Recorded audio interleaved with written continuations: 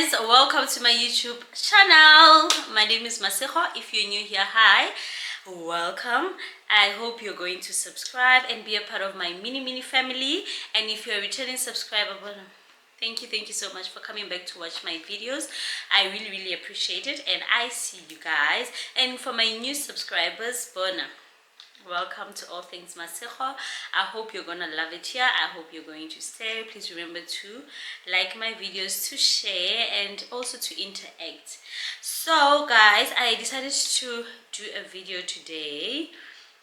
It's a Monday, and I've been dreading on doing this video, not only because I was lazy to do it or whatever, mainly because I was recording with my phone initially and I was struggling with space.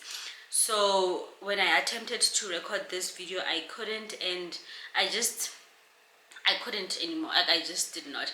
This is a requested video from one of my colleagues and subscribers. She had asked that I make a video with regards to my process of purchasing an apartment at the Blyde Apartment in Pretoria East. So yeah, finally I'm doing this video. I'm gonna start first by apologizing for taking this long to make this video, but yeah, finally I can, all these sit down videos, I can do them now freely with my camera. It's not a problem. Plus the quality and the sound as well will be better, because previously on my sit down videos, not so well. All right, so I am going to be talking about my process and my experience in buying an apartment at the Blyde, and I hope you log in. I hope you enjoyed this video and could also take one or two. If you want to buy, at least you know what I went through. There's literally no gatekeeping here, guys. I don't gatekeep stuff. I'm just like, gotta talk about it anyway. It might help someone else. And yeah, so the Blyde, we went on a mini vacation with my partner in 2021. So we went to the Blyde. I'm not sure for how many days. I heard there's a beach in Pretoria, so I'm like, oh, okay, since I do not have so many days off, let's just go to the Blyde. We went to the Blyde for the weekend, and I loved it there, because when I arrived, it was like I'm not in Pretoria, I'm not in Gauteng. I was just, I don't know, somewhere where there was a nice beach. The atmosphere, even when you arrived, it was really nice. It gave you the vibes of not being around like locally where you normally are. So then we decided to spend the weekend there. It was really nice. So when I left, I was like, it would be really nice to own an apartment here, and for B&B purposes. What's going on? Okay, for B&B purposes, because I think it's a lot of money. When I calculated, I'm like, there's gonna be money here. So that's what I'm gonna do. So we left, and then Bay, number one supporter, he said, yeah, I think you can actually do it. And then we looked at the logistics of it, and at that time I hadn't bought a car, so I was still okay. So I'm like, oh, okay, let's just look at how much it's going to be and which one do I want. And I said, no, I don't want a big one, because I want anything over R1 million. So I went and bought the first size for the one bedroom.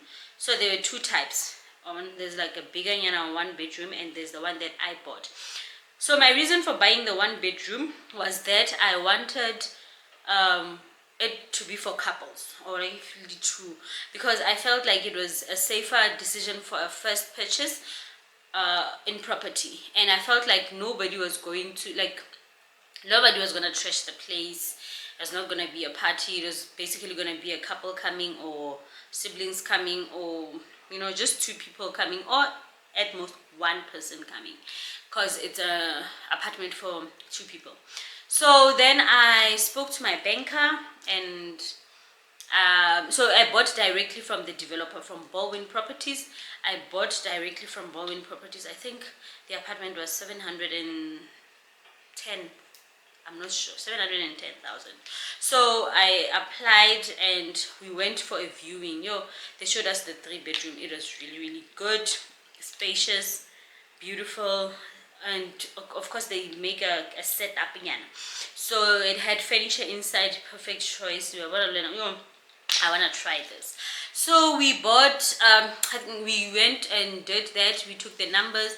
I spoke to them and they told me the process of applying. So before then I spoke to my banker and I said I wanted to buy an apartment. He said I think it's actually a good thing because you can never ever go wrong with property. Yeah, pointer, you can never go wrong with property, but you can go wrong with property. The one thing about property is you need to have patience. It's not like buying and selling something where you'll make money or easy back or whatever.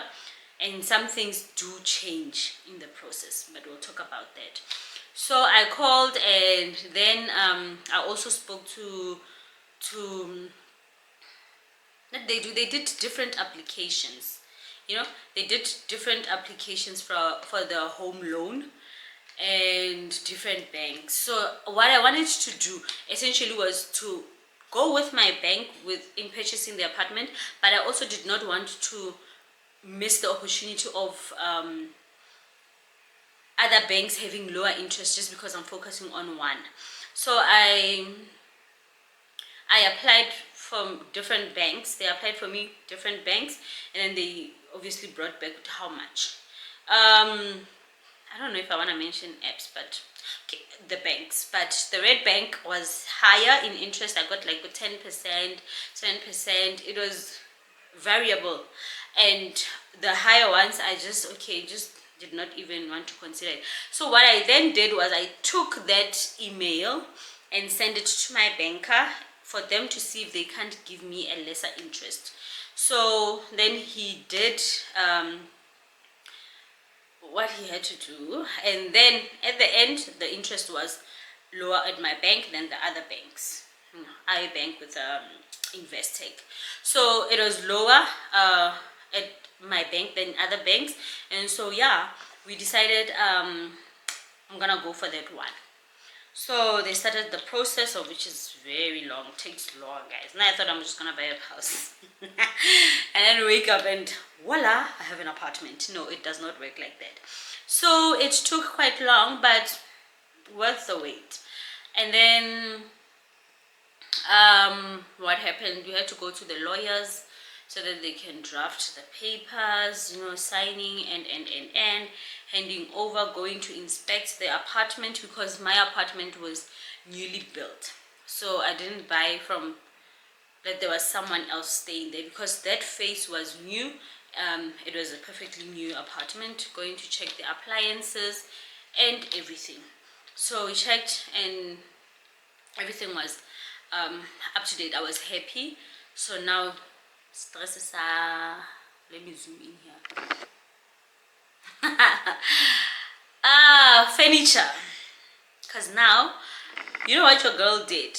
I went on Airbnb and listed my apartment. Because of the excitement, I listed my apartment as available from a certain period of time for bookings. Guys, did I not get bookings? Booking after booking, booking after booking. Did I not accept booking after booking?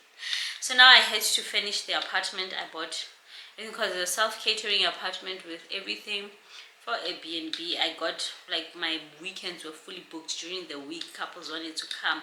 It was that time when people were really excited to go to the Blyde. So it was an easy thing.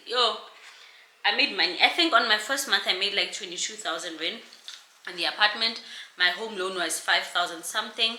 My levies were 100 and something, or 300 and something. 300 and something. Couldn't have been 100 and something. So couldn't have been 300 and something. No. So I was quite happy with the returns. And also, guys, I love money. So the idea of having money come in every now and then was actually really nice to me, because weekend someone books, there's 1,000 rand coming in. There is whatever. I started, I think, around about 500 per night, and then I gradually increased the prices, and then there were special days, because then what I noticed, people were already booking ahead for December. People were already booking ahead for, the holidays, long holidays, and I was like, yeah, no, let me just, and I switch on the aircon. Girl is feeling hot. So yeah, my experience in purchasing, smooth. I don't know, like there was no. It's like, when you are blinded by something, you love it. It was really, really smooth. My experience in purchasing furniture, it was also really smooth, because I did everything like online, and I remember my cousin, my friend, my mom, no, my mom came after, and then Bay was just actively there helping to move things in and getting it ready, so what else, that was smooth. And then we did Airbnb perfectly with the Blyde. Guys, it was not a problem. Like, my advice would be that when you do purchase, talk to someone that has been there. Don't only talk to the agents or the developer. Talk to someone who has been there. Ask them what's going on, like how are things around here, how are the laws around here, the rules of the apartments around here, like what's happening, so that you can have an idea from someone that's there, that really is not going to be benefiting from you coming there or not coming there or whatever. It really doesn't matter to them. So when they help you wholeheartedly without having to lie to you. Yeah. And then yeah, that was it. I enjoyed doing Airbnb, and then there was COVID. We really struggled getting clients then, because people couldn't move around, but still I could take on the weight of paying the bond, because I didn't have a car. So yeah, the problem started when now I needed to buy a car. Like, I needed to buy a car because of the rising, kidnappings that were going on around Pretoria. I felt like I was not safe, because there's a fly I hate. You'll see in most of my videos here, there's like flies. I hate them so much. I don't understand. All right, so there was a rise in kidnappings. Uber, Bolt. I was not happy. So I don't know if the stories are true, but then on social media the stories were there, and I was like, you know what, it's about time. So then I purchased a car, but then yeah. And then the problem with the Blyde came in when they didn't want us to do Airbnb anymore. But now the thing was, we bought apartments for Airbnb. Like, what am I gonna do? Because being a doctor, you do not have a place to stay for the first 3 years. You do not have like a place to call your own to stay. You're gonna move from this place to another, from another place, just like that. So you don't have a place to stay that you call your own home, and you might find yourself in a different province, and especially because I'm from the Northwest province. So now what am I supposed to do with an apartment? Can I at least get a tenant? But getting a tenant, it's not as fascinating as having a B&B, because the money is not the same. You can't ask 22K from you can't ask for that much from your tenant. It's going to be lower. So Airbnb was really, really ideal. And yeah, there was a whole lot. I think you probably saw Bowen was trending on Twitter. There was just a whole lot of shenanigans going on, and we were fighting. There was even a strike, fighting to just, we want to do Airbnb. It's not fair. People bought apartments for Airbnb. Now what's going on? The lagoon is the main attraction of the place. I just do not think somebody will go and book an apartment just in the east without going somewhere. So the lagoon was the main attraction, and now people had to pay to go see the water. So now it means if I have a 1-bedroom apartment, how much money am I gonna make if people have to pay to go to the lagoon side, and I also need to charge. So how much is it going to be for a one bedroom apartment? Is it reasonable? Is it something that I would pay for? So it was a whole lot. But then, yeah, I then got a tenant. Got a tenant for a year. When they left, I was not really happy. It's really not nice sometimes having tenants. I trust you with my apartment. My first baby. I hope that you're gonna take care of it. And at the end, when I come, things are just like upside down. And then the other problem is I moved to Rustenburg. Like I said, I don't stay in one place for a long time because I'm a doctor. We just move. Now I'm doing my community service. I have to be somewhere else. I'm pregnant. I don't want to be dealing with the admin of Airbnb. Let me just get a tenant. As long as my bond is paid every month and a part of my levies, I really don't mind spending this much. Let's do all of that. And yeah, what else? So I moved and I got a tenant. I was not happy. And there was a period of time, I think early this year, where my apartment was just not for B&B, not having a tenant, nothing. I was basically paying for it, just. And I don't want to lie, I was happy. I was at peace because we were still trying to sort out the Airbnb thingy. So now I have a tenant, absolute bliss. At peace.